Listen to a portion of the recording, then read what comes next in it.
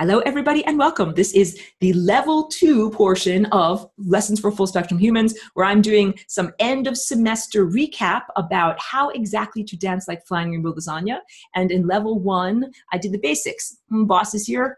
She always does the flying rainbow lasagna with me. So it's something that you can, it's a partnerless dance, but you can certainly do it in conjunction with other people and other organisms. And I'm going to talk about that in this level of the presentation. Level 1, I did, hey, the concept that we are rearranging DNA. DNA is the integument that ties us together from moment to moment through time. If you rearrange your DNA, you rearrange your flight through time. The idea also that we are stabilizing the unzipped portion of DNA in its ordinary replication process with flying rainbow lasagna as genetic placeholder, and creating a sense of quantum indeterminacy, or Schrodinger's humans, wherein we're up in the air. We have not yet been formally collapsed in terms of waveforms in what we are experiencing, and we therefore can exist in a state of multiple possible experiences. And also, so now let me get into, in the advanced class, this idea of multiple nodes on a system. So you now have spoken extensively about galactic history, invaders to this planet, why are we genetically degraded, why do we need to flying rainbow lasagna in order to rectify the situation, and what, you know, how did we get into this this difficulty? The basic answer is technology. Technology is an aberration. I'm just drinking more water here. We would not require any form of technology if we were all genetically formed the way we were intended to be formed. Like, we wouldn't actually have to live in a three-dimensional box-like house, or, you know, eat food that comes from a supermarket. We would be completely free if we weren't genetically degraded. How did this happen? There were invaders that basically are technology users. So if I were to divide extraterrestrial, non-terrestrial consciousness into two basic groups, I would say there are those beings that use and rely upon technology, and those beings that do not use and rely upon technology. And that even though there's many different flavors of many different beings out there, my origins come from the stellar network. We don't have to use technology. We don't fly in a clank like metal spaceship. We fly on wings of pure consciousness, you know, using a tool or an apparatus like a vehicle for your consciousness that's energetic or based in an abstraction, based in a thought form, not and not having to use, you know, physical fuel. So yeah, getting out of the objective materialism and literalism, and getting into this idea of energy and abstraction and consciousness. The beings that use technology have harmed and degraded humanity for many, many millennia. And it is that degradation process that we are now that degradation aspect that we are now in the process of overcoming. So this is my invention and my tool that I'm offering freely to everyone. Like, learn how to do the flying rainbow lasagna so that you can rearrange your DNA. If none of us were intended to have to die, not even dogs or cats or microbes or anything like that, no one was intended to have to die. So there's a lot of unnecessary death, and that places a lot of energy onto the interstices, those membranes between worlds that are supposed to be cold, dead, frozen, totally entropic, filled with entropy places that instead have had energy, consciousness, awareness, light, heat, movement siphoned off from the area of the living. We're the living. This is a body. I got to eat food and poop on the toilet. It ain't easy. Like, this is a body. I have to keep it alive. Those other beings that use technology, they're like, we ain't eating a salad. Like, they are not taking care of their bodies and going on a 3-mile hike. They only want to take energy from the living, and then they use it as a form of like battery power in order to make their clank metal vehicles, you know, ride around the world and go where they want to go. So this whole idea is in terms of nodes of consciousness. So we individual biological entities are way more powerful in terms of our imagination and creativity than these more, let's call it automatic. When you think that I'm the Borg, I ain't the Borg, they're the Borg. They're technology users. They have a limited sense of individuation. They are controlled by a larger consciousness that is like an artificial intelligence that basically tells them what to do, but not in a good way. This is not like, you know, because we have a divine source that tells us what to do, but we are that source. It's like self telling self what to do, and it's balanced and it's loving. So this is this whole thing, like the things that are aberrant, they're distortions of all the things that are supposed to be in existence. Like, you're supposed to have this really loving, wonderful family relationship, but then think about like a horrible, abusive family. Like, it's everything turned on its head. It's everything backwards from the way it's supposed to be. It's cannibalistic. So yes, we're supposed to have this wonderful divine composer and divine conductor that says, tap, tap, tap. Now it's time to play your instrument. Here are the notes. Here's play be in the symphony. And this is the aberration. This is the technological version of basically a false god that tells all of these worshipers of the false god what to do and gives them their battery packs and makes them, run their programs and everything like that. And the whole point is, we as biological embodied beings that's what we're fighting. We're fighting against that, fighting for freedom. This is a effort towards freedom, or a quest for freedom. And freedom is a totality experience. It's not like I can say, well, 99% of the galaxy is free and there's just that one little sliver of slavery over there, so everything is really fine. No, in order to have freedom, it must be 100% freedom. But that doesn't mean, like, some of these beings be like, oh, 100% freedom, that means I'm free to rape and murder and, mutilate and fold, spindle and mutilate. No. You are not free to harm others. And so there's all of these cosmic laws, like what you send out comes back to you instantaneously and magnified. So if you have the intention to fold, spindle, and mutilate others and to limit their freedom, you yourself should have that reflected back to you instantaneously. Some other larger bully should come along and prevent you from being able to do the things that you want to do. So it's not like, oh, I'm allowed to stop you and you from doing what you want to do, and I'm going to impose my will upon you. No, as soon as you have that intention, something larger, and there's always something larger gets to come along and impose its will upon you.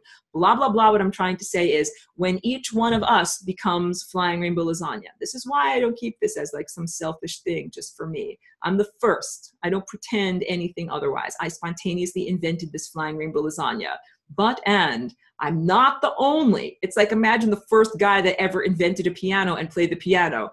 The first, but not the only. And there have been many, many virtuosos since that original invention of the piano instrument. I invented this as a tool and as an instrument, and I don't want to be the only player in the band. I actually want to have a giant symphony of lasagna expert virtuosos playing in the band, because the more variables, the more nodes of consciousness we place on this system of biological, organic, source-connected, loving awareness, the more unbreakable and uncrackable the encryption becomes. It becomes a system that is so complex and has so many variables that it becomes totally unpredictable. What that other form of consciousness thrives upon, it's kind of like a machine-based intelligence, is predictability. Like 1 + 1 = 2, and 2 + 2 = 4, and 4 + 4 = 8, endless. Like, that's easy calculation, stability and predictability. And in level 1, I was speaking about using flying rainbow lasagna as a genetic placeholder to maintain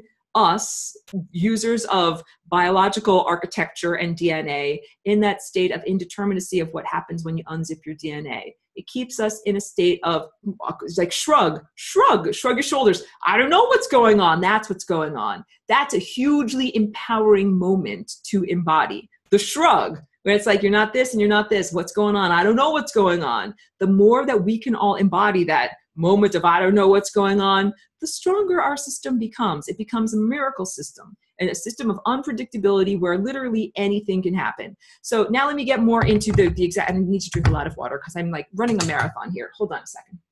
Okay. And I'll respond to your question, Liz, I promise. So I spoke in level 1 about the basics of flying rainbow lasagna, where we are connecting the singularity within self and the singularity within something that is considered not self. And self is that definition, cosmology, fiction of the ego that says, this is who I am, this is where I came from, and this is what I'm all about.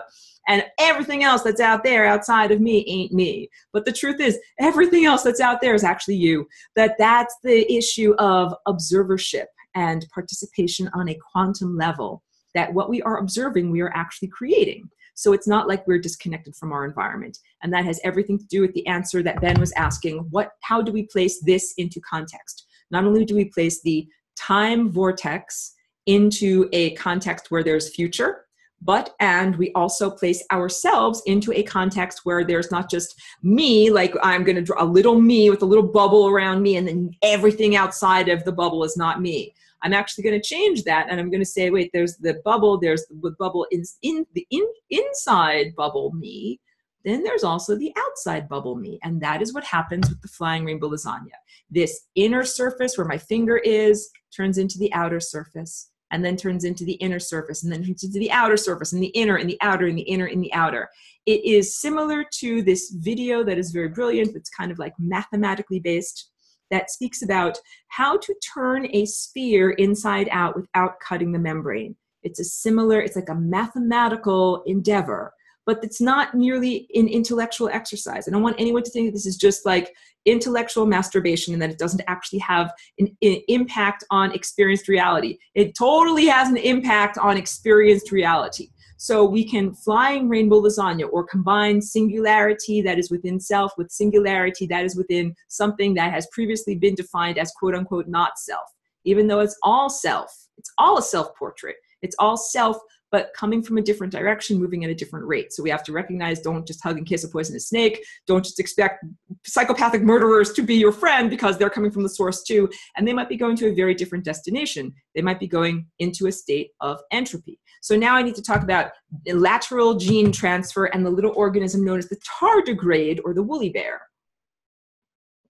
Tardigrade, woolly bear. These are these little tiny microscopic organisms, and they're some of the only organisms that have been said to be able to survive, going through space, because they have the capacity to be completely desiccated, dried out of water, and their DNA breaks up into a million different puzzle pieces, and they don't die. They just go into like a state of suspended animation, and then when you add water, like sea monkeys or something, like just add water, then they revivify.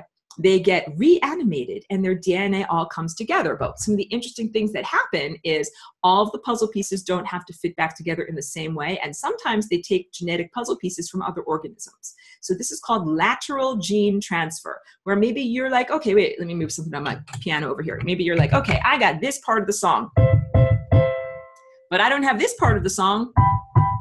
So I'm going to do lateral gene transfer. I'm going to take a snippet, an inspiration from another organism. If I only have this, but I need this in order to make that happen, I'm going to get this from that guy over there. That is what tardigrades have the capacity to do as organisms. With the concept of the flying rainbow lasagna, we can do something very similar. So let's say I've got a set of ideas. My set of ideas are these notes over here. But I don't have these ideas over here. And I really need them. If I don't have these ideas over here, I can't be alive and thrive in the way that I'm really meant to. But I can get these ideas over here from another person, or another organism, or a microorganism, or something that is alive let's say, in the same time and place that I'm alive. And so I can flying rainbow lasagna with that organism. I'm going to combine the singularity inside of me with the singularity inside of that organism. And I'm going to take what I call scoops from the genetic buffet. So if you've gone to one of these like Chinese buffet or whatever, Las Vegas buffet, I've never gone to any of those things, but I know that they exist. It's an array of food, various different dishes. And what you can do is you can, serve yourself, and you can take, I want a scoop of this and a scoop of this and a scoop of this, and you take it all out and put it on your plate, and then you get to eat as much as you want. We are eating at the genetic buffet. And the genetic buffet is not only physical body structures. Like a retrovirus is how humanity and other mammals develop the capacity to have live birth. Because previous to that, humanity did not have in the genetic code that special capacity how to attach a fetus to the cell lining of your womb. No one knew how to do it.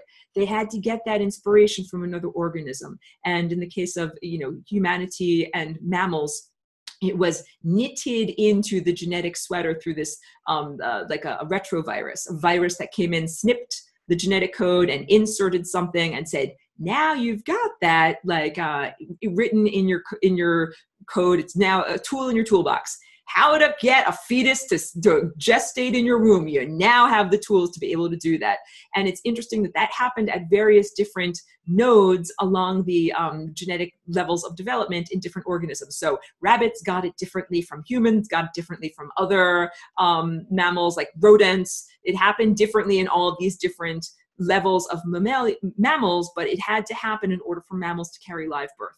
So this is like, because we have this thing with genetic invaders. Our planet has been invaded. It's been horribly raped. Everyone's like, no, no, no, no, no, no. I got enough on my plate. No more invaders, right? But I'm trying to get this idea across that sometimes we can get very valuable information from other organisms that we wouldn't have had ourselves. Like if I have these two notes, I know how to conceive, but I don't know yet how to get that conceived fetus to stick to the lining of the womb so that it actually can be gestated into live birth. But I can get that idea from that guy over there. Lateral gene transfer is one application that is an advanced application of the flying rainbow lasagna. So you can do flying rainbow lasagna with yourself, within your own time field, within your own bundle of possibilities of your own life.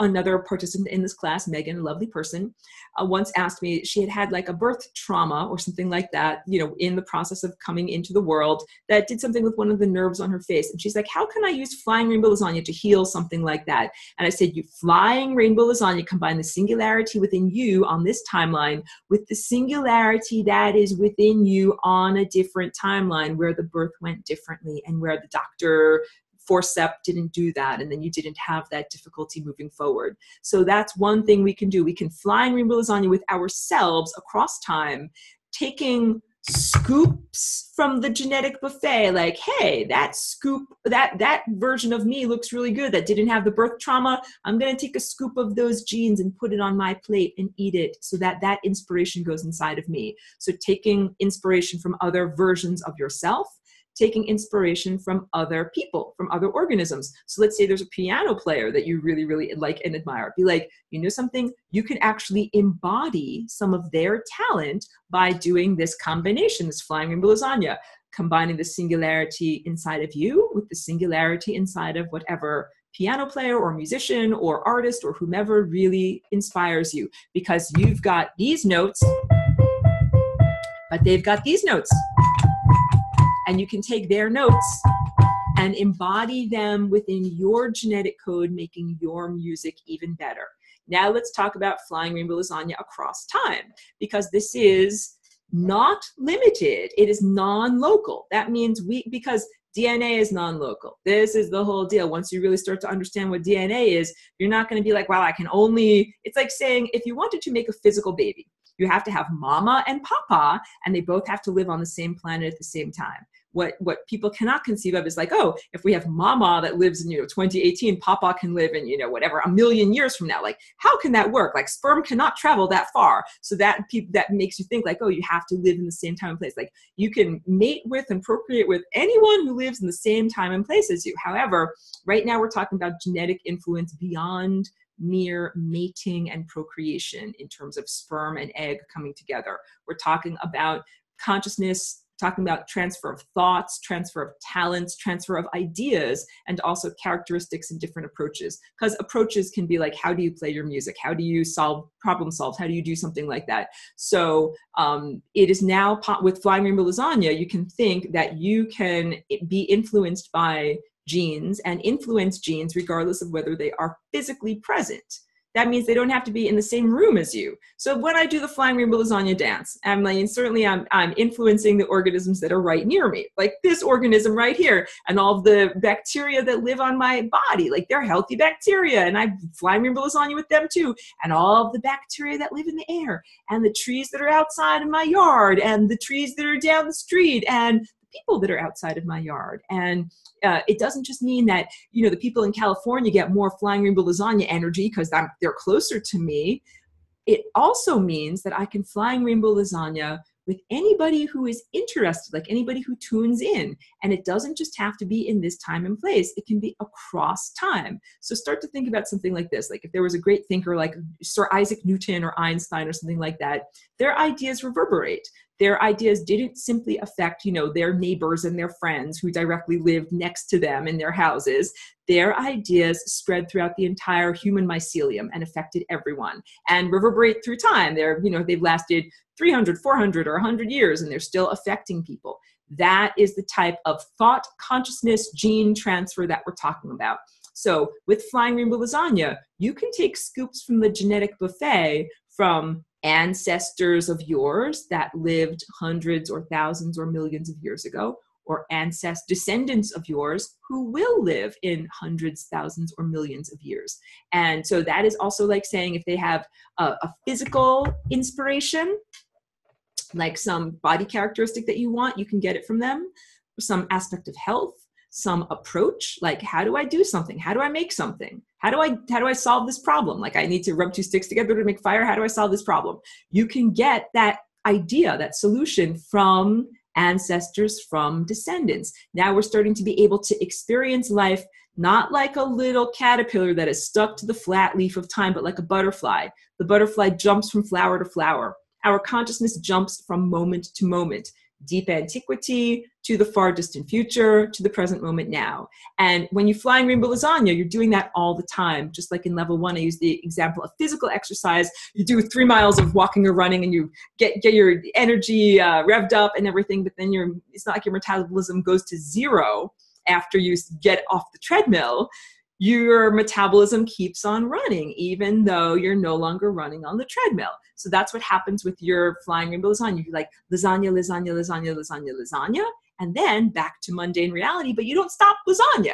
You keep on lasagna-ing. You keep on jumping with your consciousness into deep antiquity and into the future. This becomes something that becomes so complex, the more people that do this jumping back and forth, that the artificial intelligence apparatus and control apparatus, it cannot keep up. We're creating levels of complexity here in terms of the music or the collective mural, like the art and music project of reality that we're creating, the symphony of life. It begins to become so complex that it is not perceivable and not controllable to the controller's systems. Let me drink more water here, hold on. So you can do flying rainbow lasagna with other versions of yourself. You can do flying rainbow lasagna with ancestors and descendants. And also think about this. Ancestors does not simply mean like if you're a Caucasian that you have Caucasian ancestors, or if you're African then you have African ancestors. No, the truth is if you go back 20 generations, each one of us has 1 million ancestors. And if you go back further, then we all have, I'm trying to say we have an amazing amount of genetic diversity within our containers. Don't for a minute think that if you're Asian, you only have Asian ancestors. Like, no, we have a complex series of ancestors that really can be defined as all humanity. But now let's also talk about flying rainbow lasagna-ing with, I'm thinking of exactly the right word. Like we have organic embodied consciousness that is biological, but we can also flying rainbow lasagna with concepts or abstractions. And those concepts or abstractions, like you can flying rainbow lasagna with the government. And when you do that, you are putting aspects of your own personality, your own thoughts and your own desires and your own agenda and your own wishes into that abstraction known as government. So I bring up all of these techniques and possibilities and templates as like possibilities. And then I throw them out there to you, the artists, like we're here like in art school. And I'm like, okay, I learned how to paint and this is my paintbrush and I paint like this. Here, everybody have a paintbrush, have a canvas, have paints, do it, do your own thing. So one person who's in this class started to tell me about a particular company called Alcoa. I didn't know about Alcoa. I'm from another galaxy. There's a lot of things I don't know about on Earth. It's like literally like moving to a foreign planet. There's a lot, I've many, blank spots in both social and cultural and historical, knowledge. So there's a lot of things that need to be healed that I don't even know about, which is again, why the system becomes even stronger the more nodes of individuality are on there. So this one woman who contacted me said that Alcoa was a local company that had been creating a lot of disease and environmental degradation in their area, and that she was flying rainbow lasagna-ing with that company in order to rectify things. And that makes me feel hugely happy and heartened. Like that's what is supposed to happen, because everybody has their mission. Everybody has their agenda or their proclivities or their things that they're good at. You might be good at playing the tuba and you might be good at playing the piccolo, and not everybody has to do the same thing. So that particular person, I'm sorry if I don't remember your name, was focused on that particular mission. And again, it's why I, as an art or music teacher, don't tell other people what to make or play. I know that that music lives within you, that each person has their innate divine connection that gives you your directive, that tells you, you need to play this music now, or you need to play these notes now, or you need to do this flying rainbow lasagna exercise now. So I am quite certain that I'm giving possibilities here in this video, that everybody can take these possibilities and run with it, that you have your own innate directive that's going to tell you, you need to fly rainbow lasagna with whatever ancestor, descendant, or abstraction or version of self in order to rectify the time field. That's what this is. We are healing the time field. The paintings are in front of me. I don't want to turn around the camera, but all of these paintings that I'm doing, you know, they're all maps of time. And this is also like a tiny little slice of what the time field is. And when I talk about the degradation of the human consciousness and what happened on our planet and planetary rape, it is a degradation of the time field. And it's not just what's happening on this planet, it's what's been happening in many, many galaxies. There's lots. We need a big bucket and a big mop because there's a lot of muddy footprints everywhere. This is how we rectify all of that. If it was just trying to clean up a giant muddy floor with a little toothbrush, you would be like, this is taking forever. But if we have a giant mop and a giant bucket, then we can just clean things up and get to the fun stuff already. So it's time for us to do this cleaning up. And the cleaning up is rectifying what's happening in our own genetic code. Because, spoiler alert, I don't want anyone to claw off their face because they think there are demons inside of them, but there are demons inside of you. They live on the interstices. The interstices are part of the genetic code that has been invaded. And each one of us is fighting this battle. Like, I don't want to have demons inside of me. I don't want to have squatters. I use that example. Like, what if in my house over here, what if I had squatters living in the hall? And they're like, they got like, you know, a steel drum with some fire and they're cooking mini hot dogs over it. I'm like, I just want to walk into my back bedroom. Like, I don't want you living in my hallway. What are you doing here? They're like, we're squatters. We don't care what you want. We moved in against your wishes and we're only going to leave if you kick us out. This is the whole point. Genetic invaders moved into our body and moved into our planet against our wishes, and they're not nice, and they're not going to leave just, you know, because you ask them to leave nicely. It is time to kick them out. And this is what the process of flying rainbow lasagna is. This is a hugely empowering tool to be able to clean up the genetic code. So don't say, oh no, there's demons inside, so I need to kill myself, or I need to claw off my face. Don't say that. Don't say, oh, there's demons inside, so I need to shoot that guy and get rid of his demons. Don't say that either. But what you can do in response to the demons that are in the genetic code is rearrange your own genetic code. And so also using encryption, I told everyone I put an encryption packet like on the telepathic download website. If you, like, I have a Dropbox on my regular world. That means that you can get a file from me that I've uploaded on my Dropbox and drink water. I've got a telepathic Dropbox where I put, because I used to tell people like, just encrypt your DNA. And they're looking at me like that's saying like, just flap your arms and fly. And I'm like, okay, you need more instruction. In order to encrypt your DNA, you do blah, blah, blah. This is how I did it. That's what I put in this little telepathic download so that you can all see, how do I do it? So what I basically do is I envision, just like, you know, for my computer, I have to type in a keyword that's special. It's my password. No one else knows it but me. And then no one else can get inside of my computer. I envision that my genetic code is similarly protected, password protected, and that like my skin is covered in a series of ever-changing, an ever-changing series of letters and numbers and symbols that I'm the only person that knows the answer to that. So it's like no one else can get into my banking. No one else can get into my email. No one else can get into my thought structure.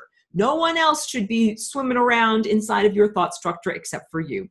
Not family members, not the Pope.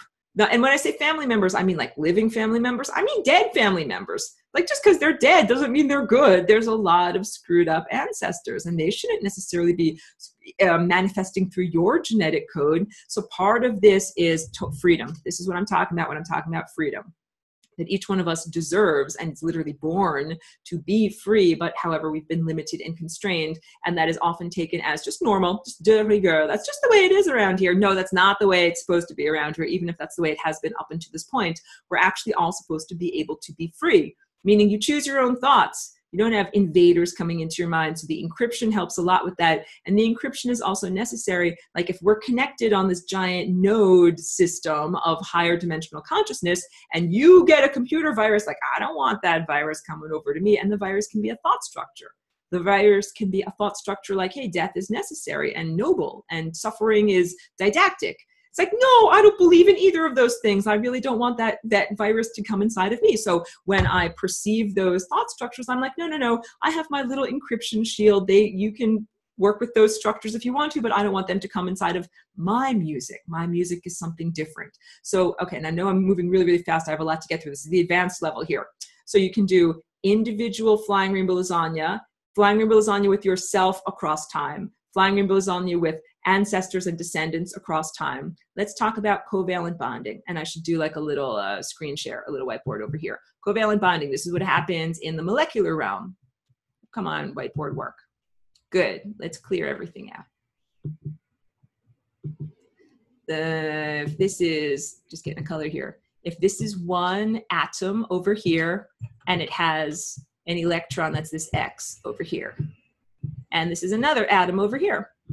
And it has an electron, that is the X over here. And that electron actually exists, you know, in a shell of possibilities. Let's draw the electron shell. Here, this is a shell of possibilities because the electron is actually moving around in an area that it has a likelihood of being, but we can't say exactly where it is.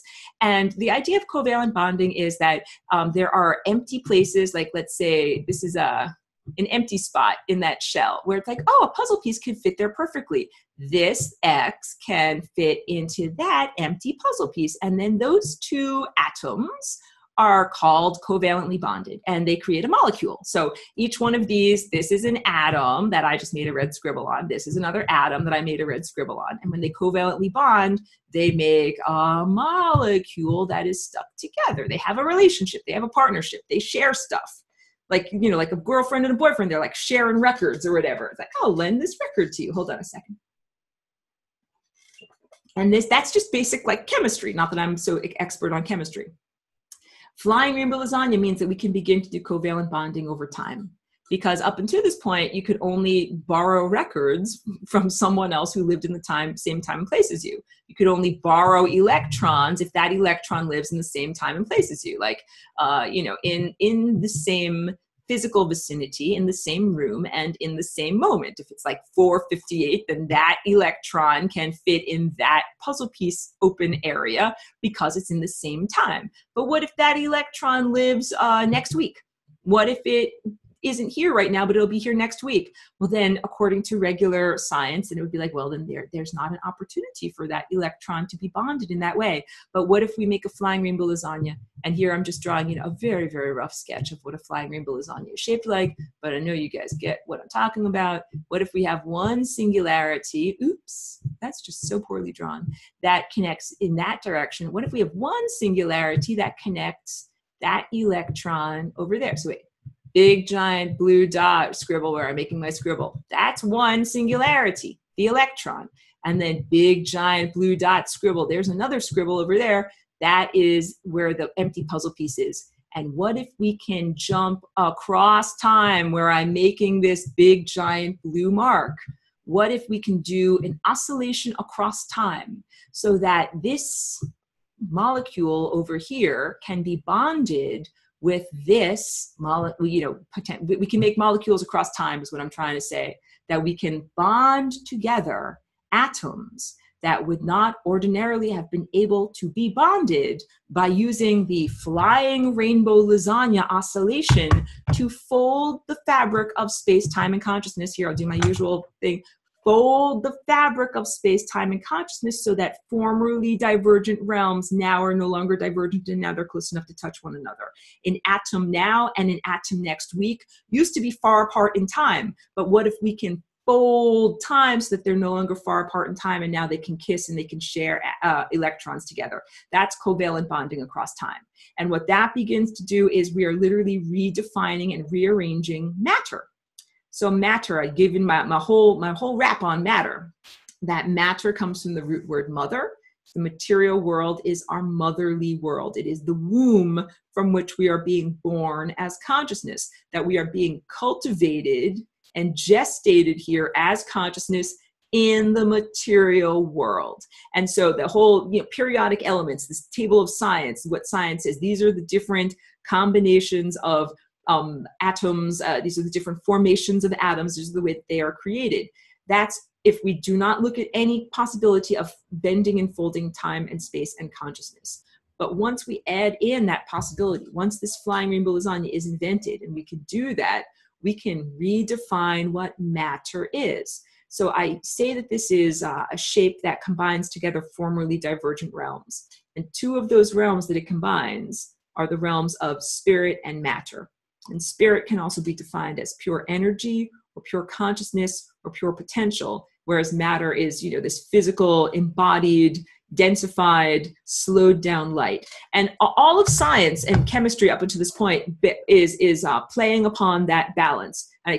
Because I'm holding my princess over here, I just don't want to use my other hand. But we've got, on the one hand, matter, on the other hand, energy. So if we're doing like dynamite, a stick of dynamite, we've got energy that we condense down into matter. It's nitroglycerin in a red stick, right? And then if we want to make it go boom, we light the stick on fire and it releases all of that stored up energy, that's matter, into energy. Matter and energy. This is basically how gasoline in a car. Gasoline is over here matter and it is solidified. But if we put it in an engine and make it combust, it turns into kapow, energy. And then we're able to make our car go. This is like what all of our industry and value system, like the petroleum industry, all of this is based upon this balance, back and forth balance between matter and energy. And that all came from this idea, from the late 1800s when all of these ideas were developed, but then, brought into Einstein with his understanding of, matter being slowed down light, and that mc squared matter equals E. That's the Einstein famous equation. It puts matter and energy constantly on other sides of the seesaw. They're always against each other. They're in constant dualistic opposition. This flying rainbow lasagna concept transcends and supersedes those limitations, which were intentionally placed in human consciousness so that you couldn't rise higher and be all that you could be. This combines together matter and energy. Matter and energy. So on the one hand, we've got this node over here, which is matter, and on the other hand, we've got this node over here which is entropy. And we are constantly jumping back and forth between these two states, matter and energy, matter and energy. And like I say, when you do the flying rainbow lasagna dance, it's not just like, oh, like I did the dance for 5 seconds or 5 minutes or an hour, and now I'm done. I'm done jumping back and forth between matter and energy. No, you keep on jumping back and forth between matter and energy, even while you're driving down the street, even while you're going to the grocery store, even while you are, cooking scrambled eggs or whatever you're doing your laundry. That seems so normal. It's basically turning what was an ordinary, mundane life into a magical life. Magic being defined as, by Arthur C. Clarke, any sophisticated form of technology, not that this is, clank, clank metal technology, but it would be defined as magic. That this is what we are doing. We are returning to our true heritage, which is to be magical beings of pure consciousness, that we are not limited by the expectations of an objective materialistic world. We're not even limited by the expectations of, a quantum teacher like Einstein. Here, let me just drink water.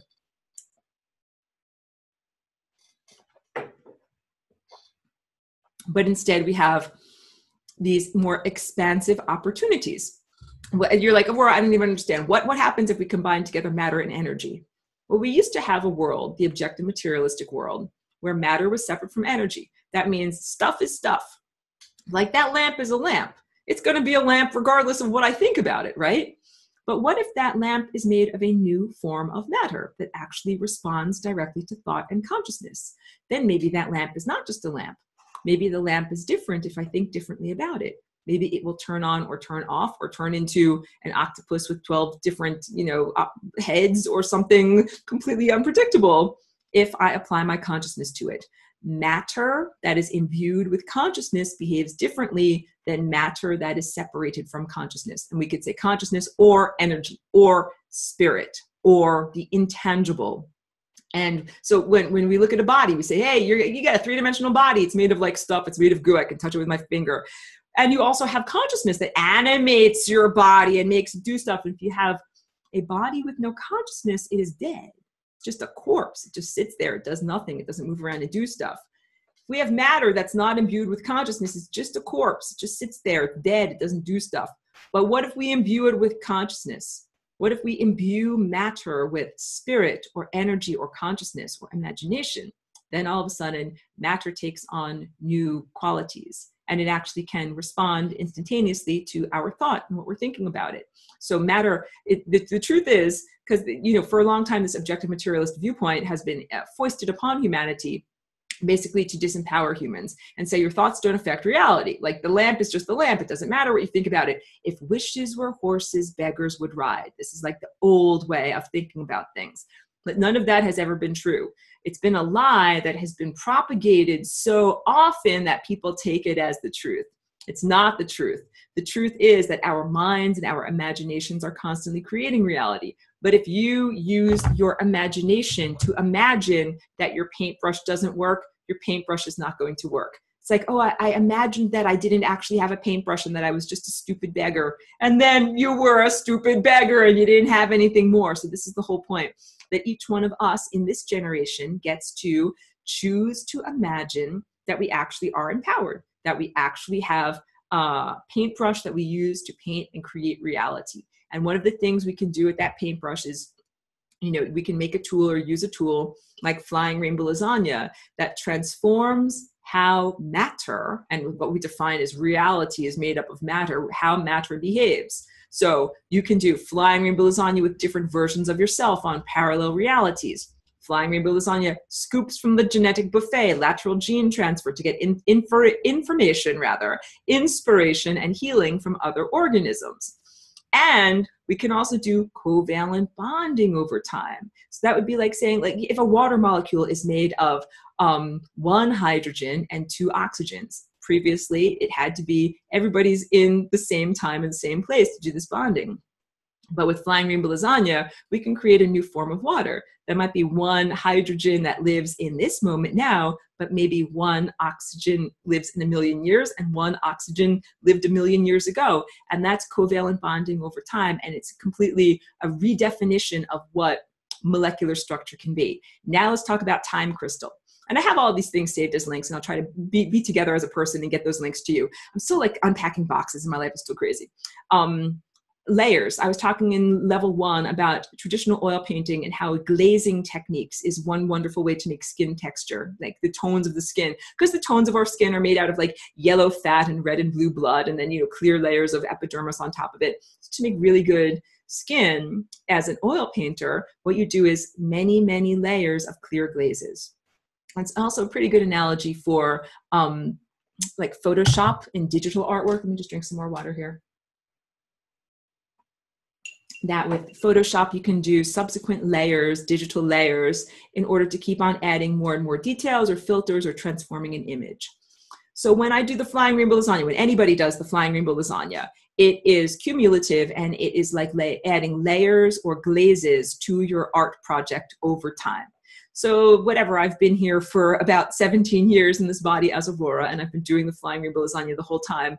And my practice of like intentionally setting aside time to do it and putting on my music and everything has been going on for a few years. So let's say if we just look at time in terms of like from a few years ago to this moment now, each time that I did the flying rainbow lasagna, each day that I did it is one layer. Like here, I did the flying rainbow lasagna for 5 minutes on Monday. Then I did it for 5 minutes on Tuesday. Then I did it for 5 minutes on Wednesday. Then I did it for 5 minutes on Thursday. And then I did it 5 minutes and 5 minutes and 5 minutes.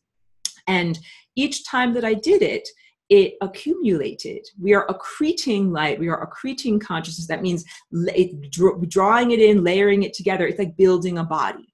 So I put this forward so that no one thinks that it has to be all done in one day. I said that in level 1. It's not like growing a garden. You're not going to grow a garden in one day, or growing a garden. This is not like it is like the expectation of growing a garden. It's not possible to grow a garden in one day. In one day you might plant a seed, but it doesn't mean you'll come back to a giant redwood. It means the next day you might have a sprout, and then it takes time for the sprout to grow.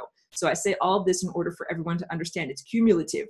Becoming a virtuoso takes time to practice, and then watching your painting develop into an actual reality that you can inhabit also takes time to develop.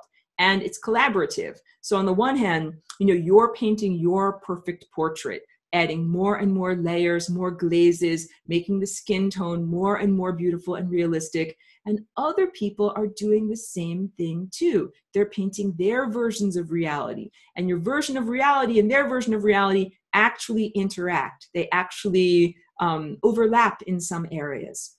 So it's also, because if your version of reality is like, I have $1 million because, you know, whatever, I started a company and I sold everything for $1 million. It's like, you got to have customers. You got to actually have 1 million customers to want to buy your stuff. And so it means that you're adding layers to your painting that are affecting other people and other organisms. They also have to add layers to their painting. They also have to be collaborating and working towards perfection in the same way that you are working towards perfection. This is how I encourage everyone to say, hey, if you did the flying rainbow lasagna once and your life did not completely transform, don't give up, because it's cumulative. And also people have told me stories of doing the flying rainbow lasagna and having it be very transformative, even in one session. But I don't want to set up an unrealistic expectation for people. But yes, people have had, you know, profound healing and even avoided like what I would consider to be like mortal accidents by, you know, car accidents by flying rainbow lasagna. So yes, it can be instantaneously transformative, and it's just like saying you could sit down at the piano the first time and play a beautiful melody. You can. And also it might take time for you to develop your virtuosity. It takes time to develop how to play your own body, how to navigate the time field, how to manifest the other components that are necessary in order to make your inner wishes and dreams come true. Other components like physical structures, like a house where you live or a warehouse where you make stuff, or the components to make the stuff that you want to make, or the people that you need to collaborate with. So that's why I also say, I'm not going to dictate to anyone else what they need to be doing on their mission. You really know, you really have an inner directive. And you might say like, well, I want to do blah, blah, blah, but that would take a giant warehouse, or I want to do blah, blah, blah, but that would take a team of 20 co-participants. Don't underestimate yourself. Like, you can create that. It just might take many layers of glaze on your painting. Like, is it the right color yet? No, it's not the right color yet. Add another layer, do more flying rainbow lasagna. Keep on envisioning it as that is happening. So just as, you know, a very brief example, like I've been working on this animation project for a very long time. And it's part of a long idea process that's been gestating and making an immersive flying rainbow lasagna experience. It's not a garden that popped up overnight. And it's taken collaboration with many other people, with facilitators and animators, and getting more equipment, and, you know, all of these factors had to be created in order for me to be able to work on this project effectively. So that's what I'm trying to say to everyone. I'm going to end. I'll get to questions, but then also I wanted to end on a super positive note, because yes, it takes time to develop virtuosity. And I've used this analogy too, that I went to this birthday party once for a little girl, and she received a violin for her birthday. She was under 10. Like a little girl. And she was so proud, because that's a really big gift. And she took it out of the case and she tried to play something, and it made like horrible screeching noises. And she took it and she handed it back to the person that gave it to her. And she said, "It's broken, take it back." And we all laughed like, "Ah, ha, ha, ha, ha, ha," and said to her, no, honey, like, you have to learn, you have to practice. You don't get it right away. And I'm not condescending to anyone in this class, but it's the same type of thing, where it's like, unreasonable to expect instantaneous virtuosity with any of our endeavors. It takes time to practice it. And the flying rainbow lasagna, when you begin to do it, it accumulates over time. So part of it is the intellectual understanding of what you're doing. The music theory grows and expands over time, and also trial and error. I like to say that our bodies are our quantum laboratories, and we are all experimenters. What happens when I do this? When I make paintings, I'm very experimental. I'm like, I'm going to pour some of this together and some of this together, and let's see what happens. And sometimes it looks horrible, and those are paintings that I don't show to everyone. But then there are some paintings where it's successful, and then I capitalize upon what I've done. So we're allowed to do rough sketches too. I spoke about that in level 1, this whole idea of doing the hand movements and then doing some movements that are about erasing.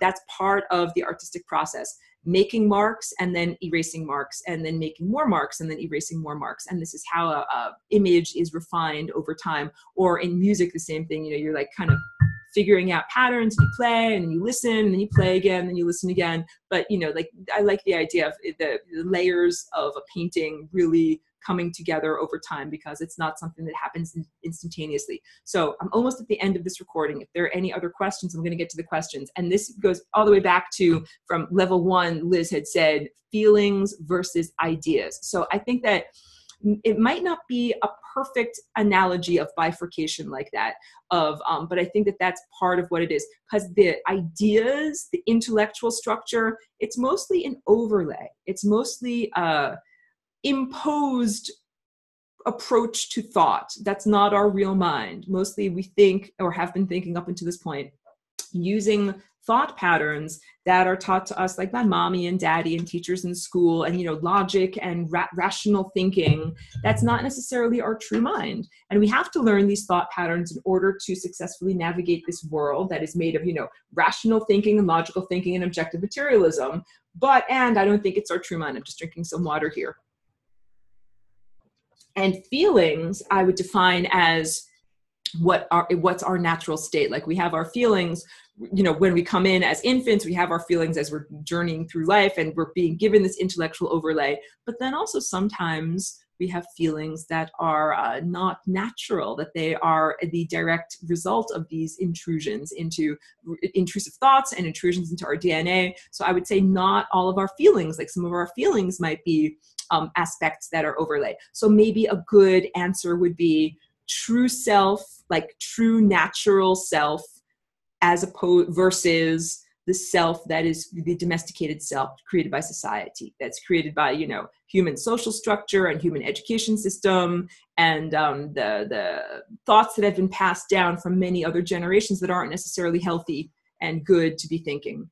That society is not necessarily your friend. I think Terence McKenna said that. He said, culture is not your friend. And I think that's truthful. That culture runs on its own engine for its own agenda and kind of eats you up and doesn't really care about you and your personal journey. So what culture imposes upon us, like a set of expectations about your thoughts, your behavior, and your trajectory through time, is not necessarily your friend. And it's essential to, at a certain point, say, even though society or mommy or daddy or the Pope or the president are telling me to do blah, blah, blah, I want to do blah, blah, blah instead. And that's flying rainbow lasagna. And that's that kind of rock and roll attitude. Because I'm telling you, once I started to push and pull the levers of the cosmos, it's what I'm doing when I'm doing these dance movements, all of these inner constraints started to come up. Voices, people that I knew, family members or teachers or whatever, was, you know, social construct people in my mind that would be like, don't do that. You're not allowed to do that. You're not allowed to think that. You're not allowed to act that way. You're not allowed to live that way.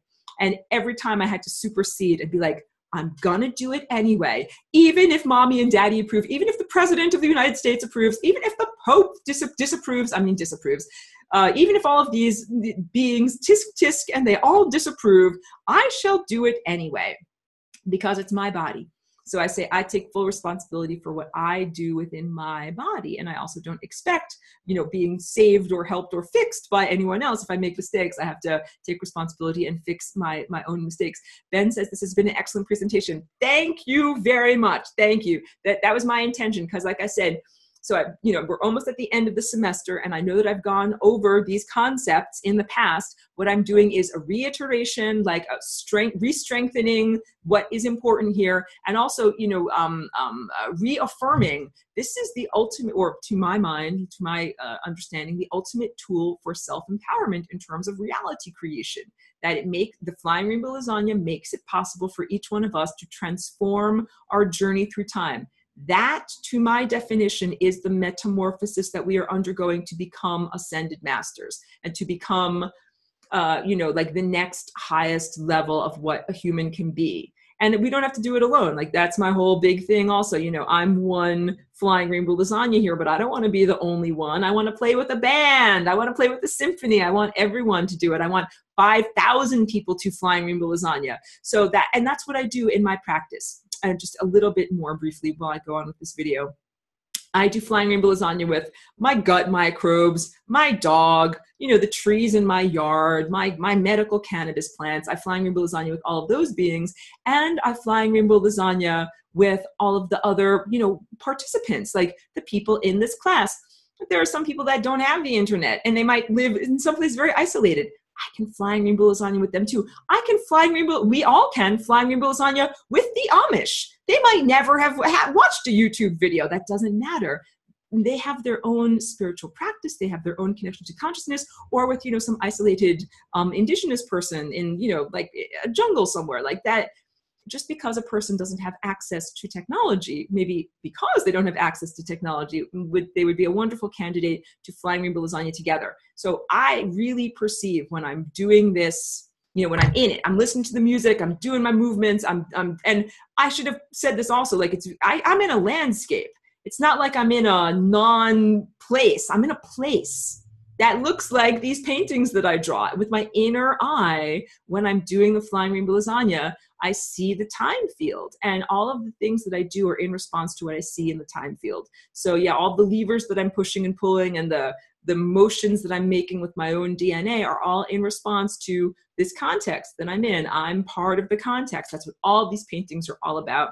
Self as part of context in time. And it's what we're supposed to be doing. We're supposed to be having an impact on the time field, not just being like a ping pong ball that bounces all around and goes willy-nilly everywhere. We're actually supposed to have a trajectory and be able to control our journey through time, be able to choose where we go, because then we can choose, hey, I don't want to die, or hey, I don't want to get sick, or hey, I don't want that guy over there to die, or hey, I don't want the nuclear bomb to explode. No, I don't want to travel on any of those timelines. I don't want to add layers of glaze to any of those timelines. So I actually use my eraser quite a lot. And I'm like, I'm going to erase that out. I'm like, no, that simply won't do. We're just going to erase that out. We're going to erase that. That's all boring. That's violent. That's horrible. And now there's all of these wonderful opportunities, breathing room for new stuff. Now I'm going to paint in a beautiful thing there instead, and a beautiful thing there, and a beautiful thing there. And I can do it in my own life.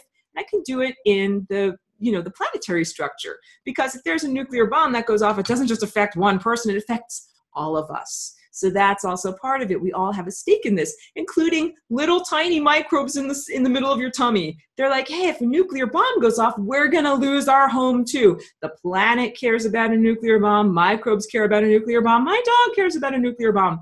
We all theoretically can be working towards realities where we don't die in a horrible nuclear conflagration, nor are we hopelessly enslaved by some malevolent technology, nor are we hopelessly enslaved by malevolent invaders that have come to our planet. We can instead envision and write a different reality where each one of us gets personal freedom, personal health and vitality, where we as a society have freedom, where we as a planet have freedom. And this is, again, it's like creating a garden, that it doesn't just happen overnight, like, oh, redwood tree, like Jack and the Beanstalk. I planted a seed and now all of a sudden it's 10 million feet high. Becoming galactic citizens, that this is something that is cumulative. We put many, many layers of glaze on this painting in order to be able to get to those levels of consciousness. Because when you get to those, how experts do star travel, we do not do it in a clank metal spaceship. We do it in a consciousness-based spaceship, space vessel. So to really fly through time and space and to really go where you want to go, it takes a lot of self-cultivation and virtuosity and learning to play the instrument and learning to play with the symphony. So yeah, it might not be something that can happen instantaneously overnight. That doesn't mean it's not worth doing. It's very, very worth doing. Begin now, because it takes a long time to do it. And also don't be disappointed if it doesn't happen overnight, but also hold forth the possibility for real, instantaneous transformative events. Because even like a metamorphosis, like caterpillar into butterfly, it takes days or, a long time, days or weeks to really do it. But there is that moment of coming forth when the being breaks out of its chrysalis and it's like, my wings unfold and my antennae unfold and now I can fly around. Like there is that moment of birth. And I'm telling you, we're really experiencing that as individuals. And I've experienced a lot of personal manifestation and empowerment towards, being in control of my own life trajectory. And I'm reading more and more wonderful anecdotes of other people having similar experiences. So we're at that point.